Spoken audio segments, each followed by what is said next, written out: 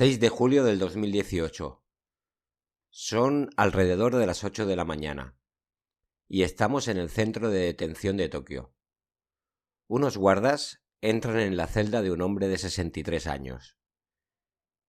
Es prácticamente ciego y le avisan de que va a ser ejecutado ahora mismo. Japón, a sus condenados a muerte, no los avisa hasta el último momento del día de la ejecución. Ni siquiera a la familia, que se le comunica una vez que la ejecución se ha consumado.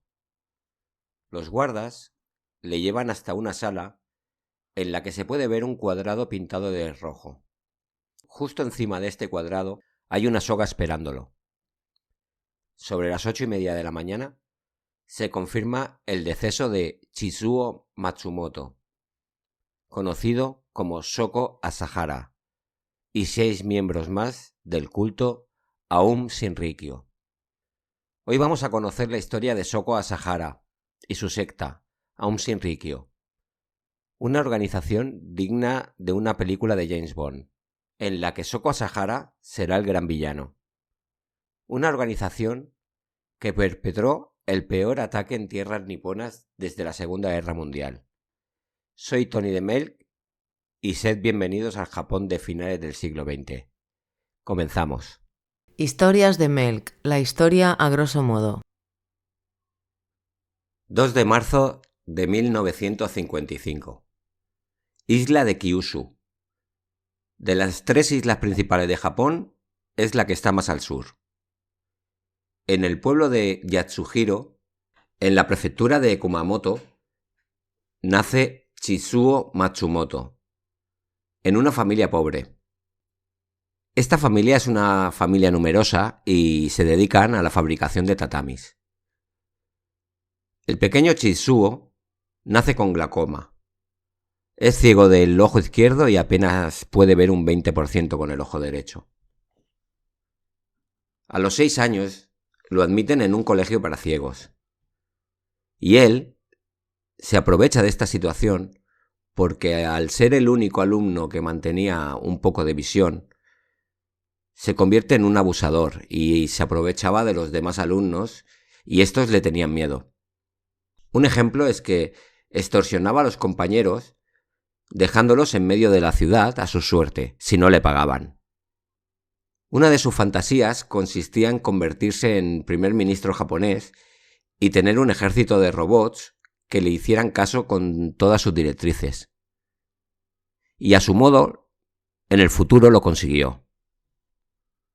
Una vez acabado su periodo en el colegio, en 1973 viaja hasta Tokio e intenta entrar en la universidad, pero es rechazado.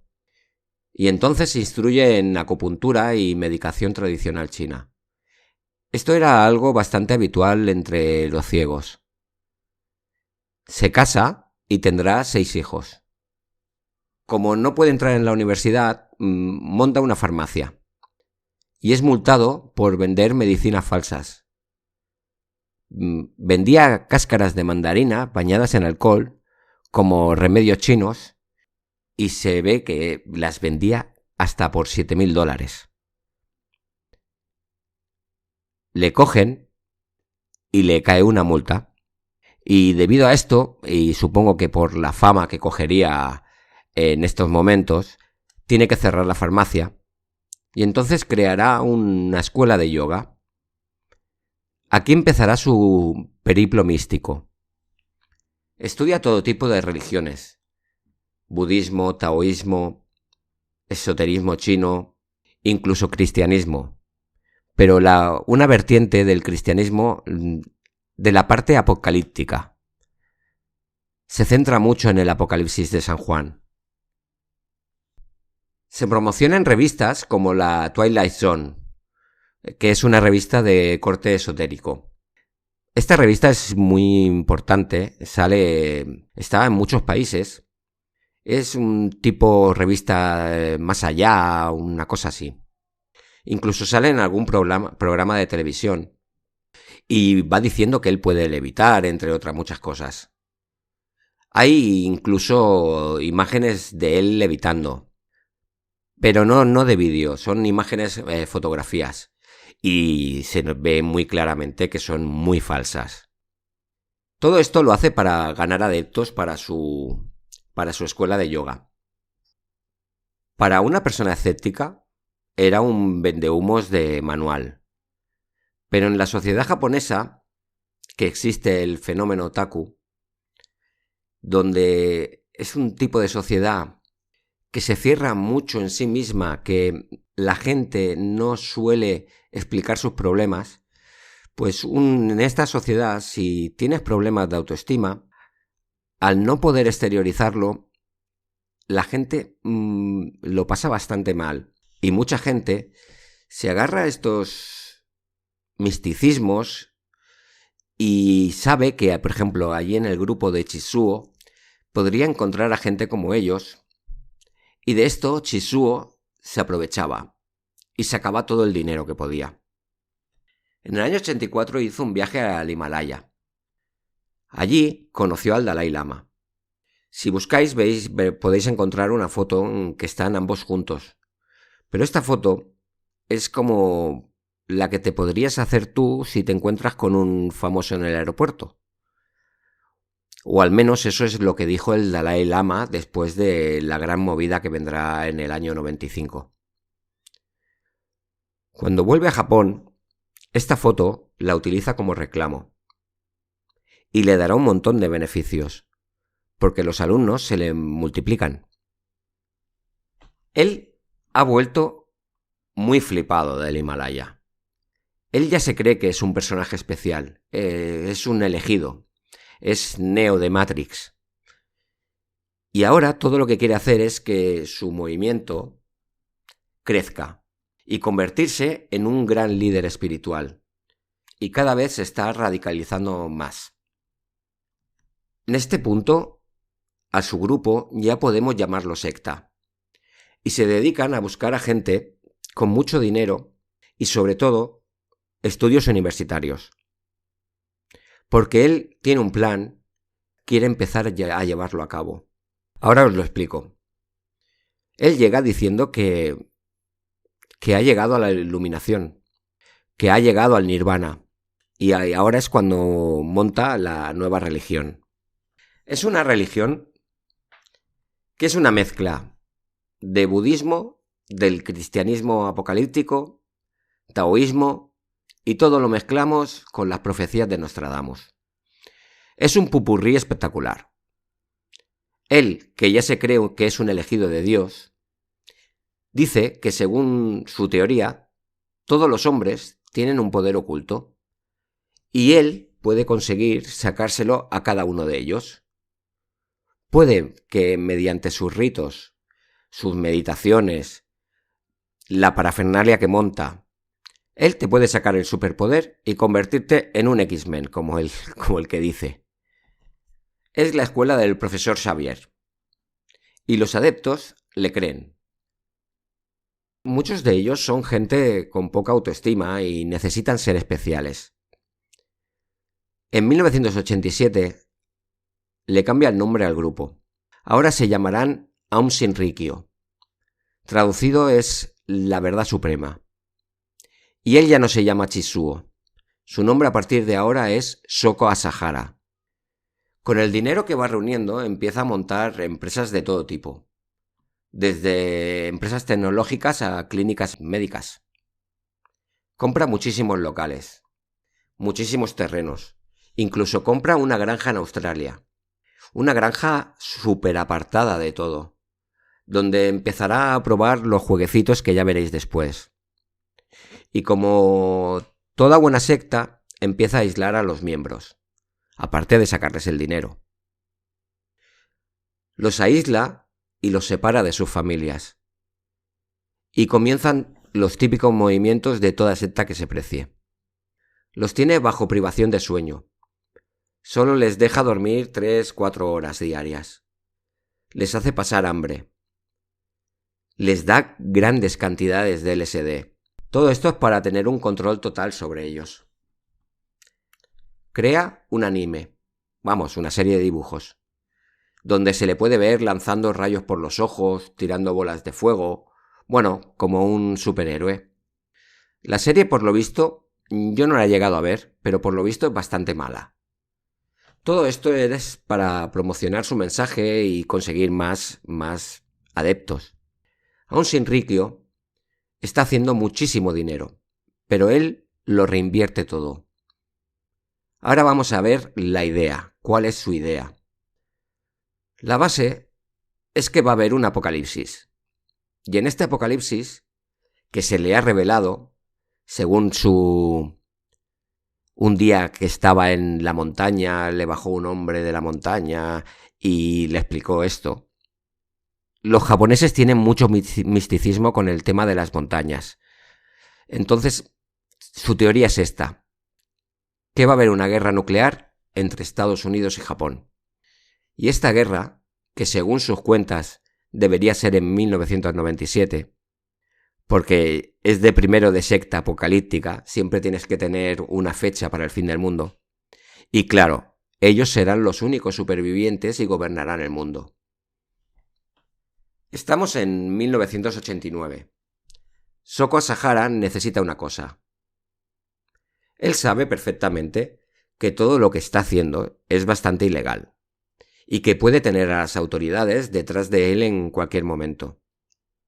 Entonces, lo que pretende es conseguir que a su secta le den el estatus de religión. Y aquí tenemos que dar un pequeño salto atrás. En la Segunda Guerra Mundial, en Japón, el personaje religioso más importante era el propio emperador. Entonces, cuando Estados Unidos gana la Segunda Guerra Mundial y controla el país en lo que sería la posguerra, Estados Unidos promulgó que en Japón pudieran haber más religiones, que éstas antes eran perseguidas. Y al estar permitidas estas nuevas religiones, eso provocaría que la importancia del emperador cayera, porque en Japón el emperador era un dios viviente. Y no es broma, es que así lo creían los japoneses. Entonces, la ley que propuso o que promovió Estados Unidos era que a las entidades religiosas no se las podía tocar. ¿Y qué pasa? Pues que a Shoko Asahara intenta que su culto se convierta en una entidad religiosa en sí misma. Así evitará las miradas de la policía y de las autoridades. Esto lo conseguirá en el 89, después de que se le denegara en una primera instancia, pero hizo una apelación y el tribunal al final se lo concedió. Esto fue un gran triunfo para Asahara. Ahora tenía bastante vía libre para hacer sus investigaciones, para sus chanchullos y que nadie le pudiera molestar. El 89 fue un año movidito porque ya había familiares de miembros que estaban con la mosca detrás de la oreja y habían buscado el poder denunciarlo. Entonces, grupos de familiares o amigos de miembros contrataron a un abogado. Sakamoto era el abogado. Era un tipo muy cañero y se convirtió en un grano en el culo para Shoko Asahara.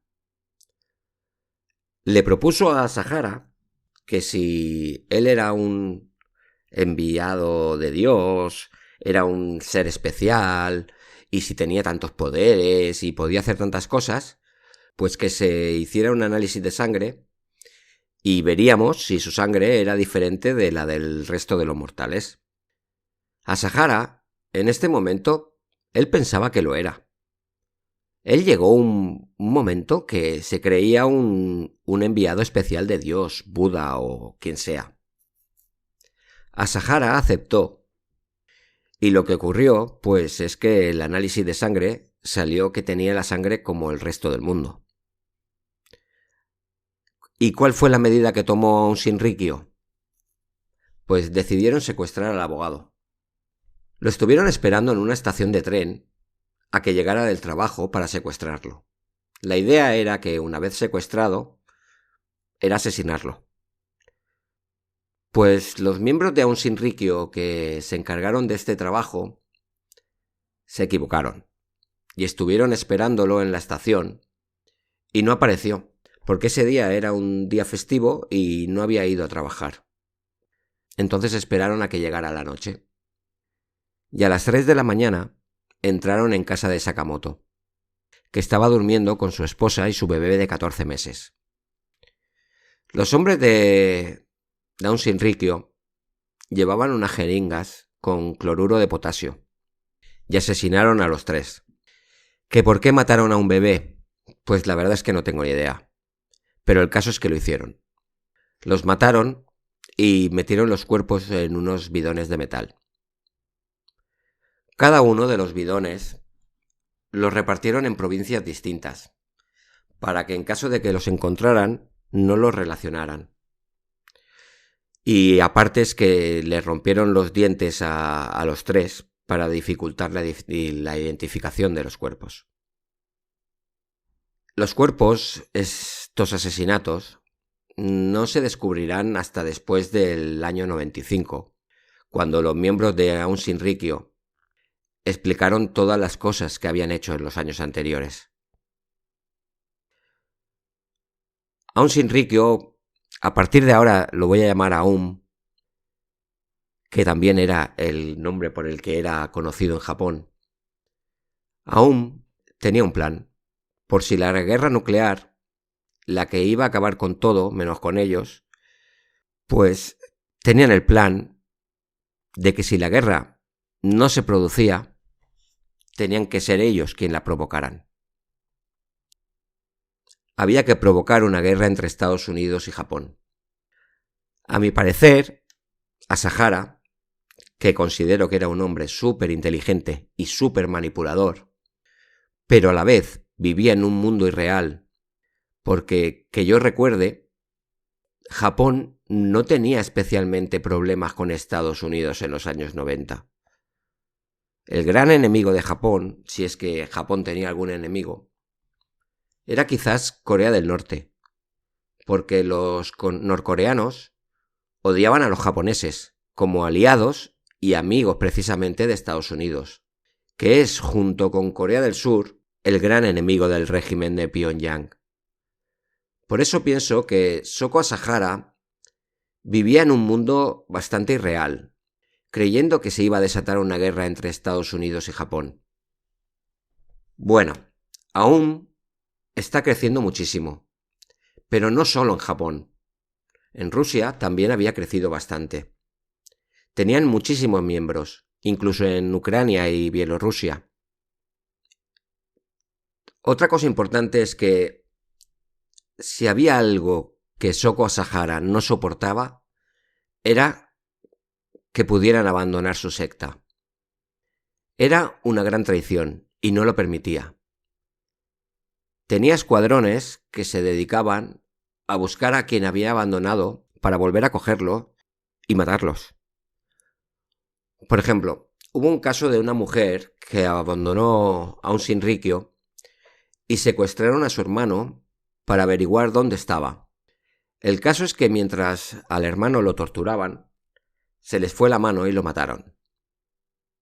Cuando mataban a alguien, que fueron unos cuantos, los incineraban y los metían en fosas comunes. Como lo de antes, todo esto se supo después. En el año 89 también se presentó a las elecciones japonesas, porque él tenía la certeza de que él sería el primer ministro de Japón y podría manejar el país y ya directamente controlarlo todo. Fue un desastre. En las elecciones sacaron unos 1.700 votos, sobre un censo de 500.000. Es que no llegó ni al 1%. Y claro, esto le cabreó sobremanera, porque él consideraba que todo tenía que salir bien, que todo era como un plan divino. Encima, es que en Japón era un poco como el hazmerreír de las elecciones. Hizo una campaña muy rara para un japonés. Y a los japoneses les daba un poco como vergüenza ajena. A los miembros de Aum los tenía totalmente sometidos a base de la meditación, del yoga, les hacía bañarse en agua helada, los inflaba LSD. Porque bueno, ahora ya empieza la historia un poquito más complicada. Como Asahara está convencido de que hay que provocar la guerra, empieza a hacer acopio de armas. Porque su forma de provocar la guerra va a ser que hará grandes atentados en Japón. Y claro, Japón pensará que ha sido Estados Unidos. Algo totalmente ilógico. Pero bueno, en su cabeza, como dicen, sonaba espectacular. O sea que empieza a hacer acopio de armas y empieza a montar laboratorios con los que fabricar armas químicas, biológicas y bacteriológicas. Bueno, realmente nunca he sabido mucho la diferencia, pero ya me entendéis. En estos laboratorios se empieza a fabricar gas sarín. Que el gas sarín ya era famoso porque Saddam Hussein lo había utilizado contra los kurdos y contra el ejército iraní. ¿Recordáis que entre el año 80 y el 88 hubo una guerra entre Irán e Irak? Pues el ejército iraquí utilizó el gas sarín contra el ejército de Irán y además de contra su propia población kurda. Por cierto, ¿os acordáis de la granja australiana? Pues allí es donde probaba las armas químicas con cabras, lejos de los ojos de la gente. Pero no solamente probaba de fabricar el sarín, también estuvo intentando crear Anthrax, VX, quería producir botulismo, incluso envió a un grupo de hombres suyos al Zaire, hoy República Democrática del Congo, para comprar una cepa del virus ébola. Y lo que os voy a contar ya me parece súper surrealista. Él, con sus contrabandistas de armas, que casi todas las armas las compraba en Rusia, pues con sus contrabandistas preguntó si era posible comprar un arma nuclear. O sea, no la compró, pero preguntó por ella. Asahara también quería montar un ejército y llevó a muchos de sus hombres, a sus elegidos, a Rusia para que se entrenaran. Habían campos de entrenamiento y quería que se entrenaran allí. La excusa que puso es que el culto quería hacer una película bélica y así aprendían cómo se movían los soldados. Están teniendo problemas con un pueblo que se llama Matsumoto. Y la gente del pueblo les está denunciando.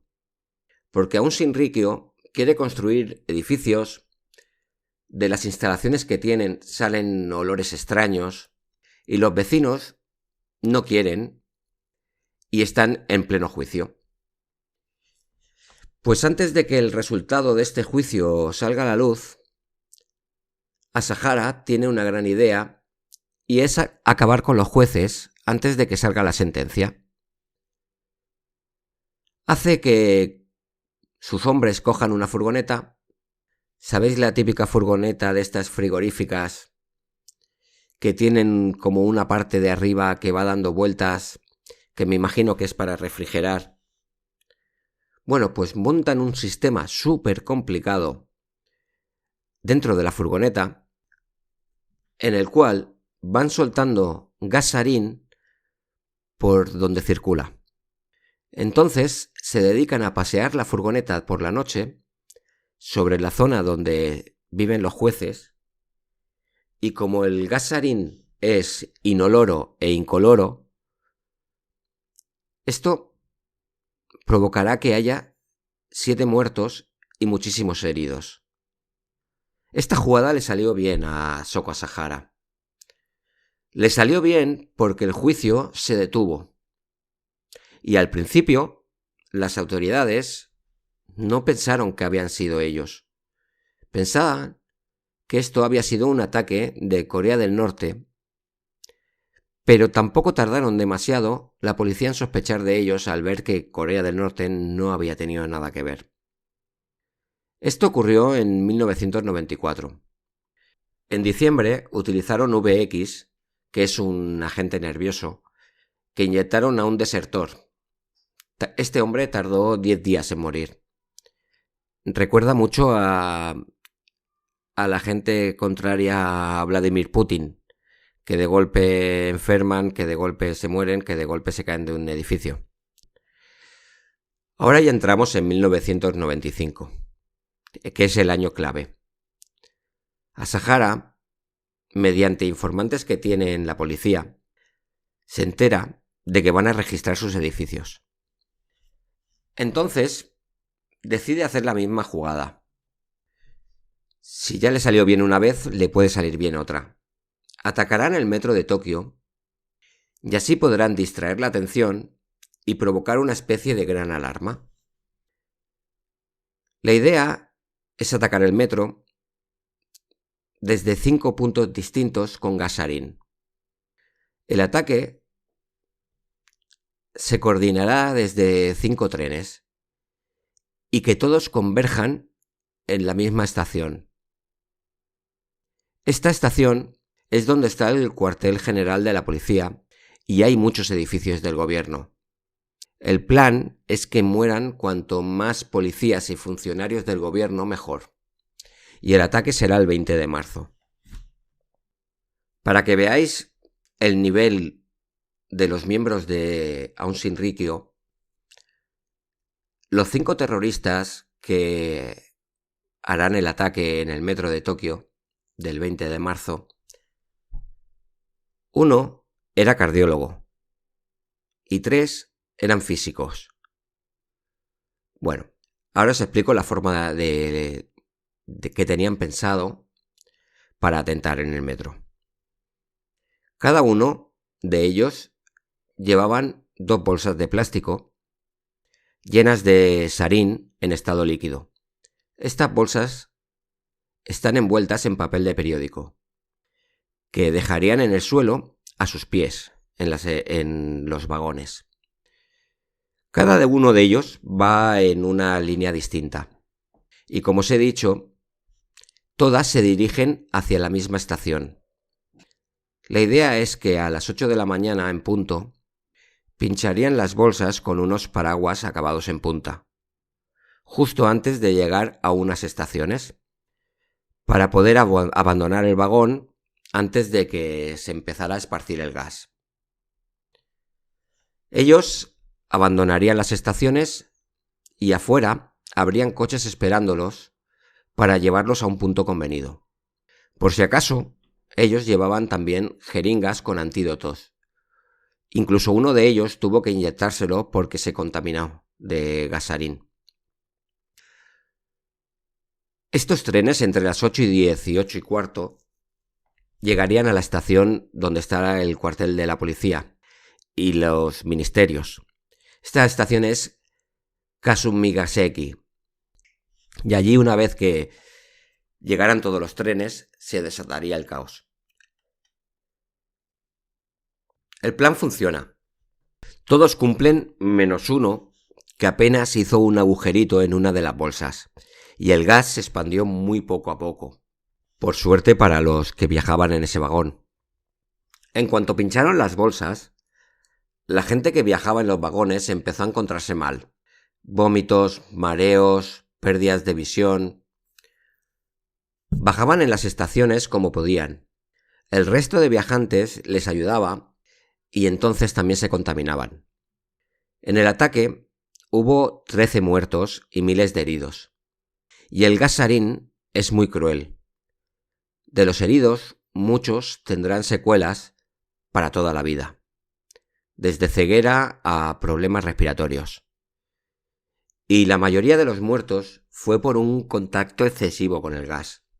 Un hombre se desmayó justo al lado de una de las bolsas y estuvo inhalando el gas todo el tiempo.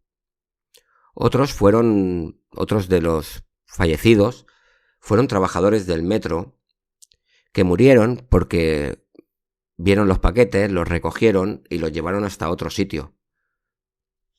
Estaban en contacto todo el tiempo, tocándolo con las manos, y se contaminaron tanto que murieron. Claro, en principio no se sabía qué era lo que estaba ocurriendo. Incluso uno de los trenes, que estaba contaminado, prosiguió su ruta con la única medida de cerrar el vagón donde estaban los afectados, Y claro, ese gas se fue esparciendo por toda la línea, porque pasaba por debajo de las puertas, porque salía por cualquier rendija. Shoko Asahara pensó que su plan funcionaría, pero nada más lejos de la realidad. La policía, solo un par de días después, cercó todas las instalaciones del culto, apoyado por las fuerzas de defensa, lo que sería el ejército nipón. Ahora fue cuando enseguida la policía ya vio lo que estaba ocurriendo.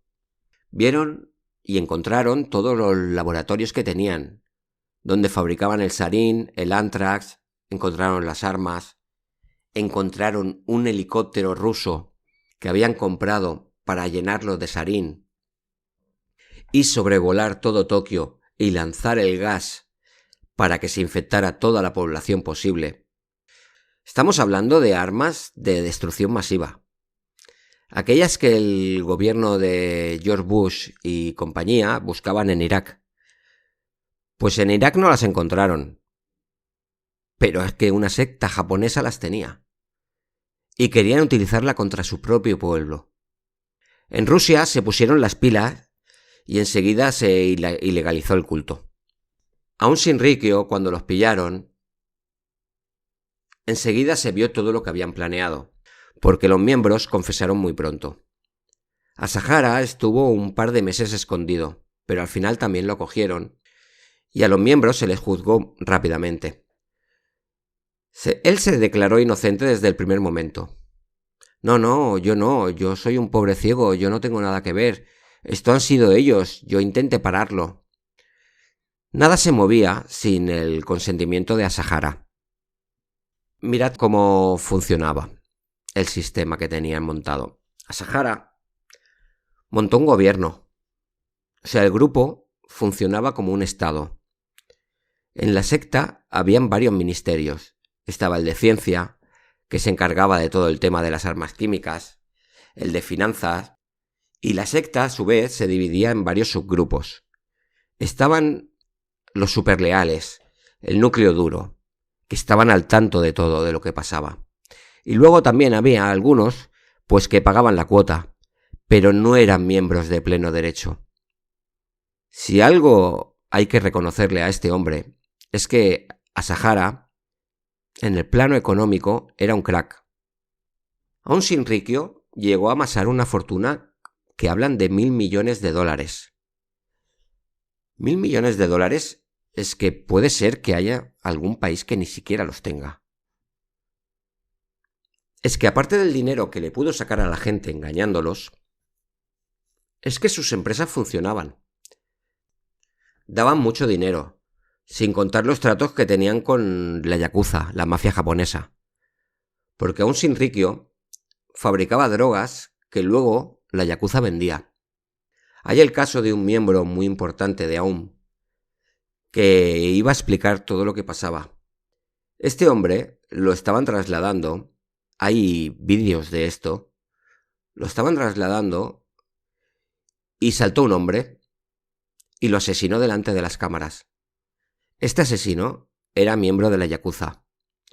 Supongo que esto lo hizo para tapar, para que no salieran los capos, los nombres de los capos de la yakuza. El juicio salió pronto, pero fue muy largo, duró muchísimos años. 190 miembros fueron declarados culpables. Shoko Asahara y 12 miembros más de los condenados fueron condenados a muerte. Pero es que hasta que no se acabaron todos los recursos de cada uno de ellos, no se iba a aplicar la pena de muerte. Y hasta el 2012 no consiguieron atrapar a todos los implicados. Hubo unos cuantos que desde el 95 estuvieron escondidos, y en el 2012 fue cuando los atraparon. El trato en la prisión, el sistema japonés de prisiones, hace que si un hombre es sentenciado a muerte, tenga un régimen muy específico. No pueden hablar con nadie, no pueden levantar la vista cuando les hablen. Lo que os comentaba al principio, no sabes cuándo te van a ejecutar. cualquier día puede ser el último. Y eso es lo que ocurrió con ellos. Este sistema japonés es muy criticado por ONGs, por Amnistía Internacional. El investigador jefe de la policía que investigaba el caso lo balearon. El hombre consiguió sobrevivir. Pero es que el tema de Aum era muy peligroso. Claro, estamos hablando de que son gente que son fanáticos religiosos. Prepararon una bomba de cianuro, incluso más ataques con gas sarín. La única conclusión positiva que podemos sacar de estos atentados, incluyendo los de Matsumoto y los del metro del 20 de marzo, es que los hombres de Aum Shinrikyo no eran buenos químicos. Las armas que prepararon no estaban bien hechas. Porque hablamos de alrededor de unos 20 muertos, 20 y algo. Pero es que si lo hubieran hecho bien, las cifras serían de decenas de miles.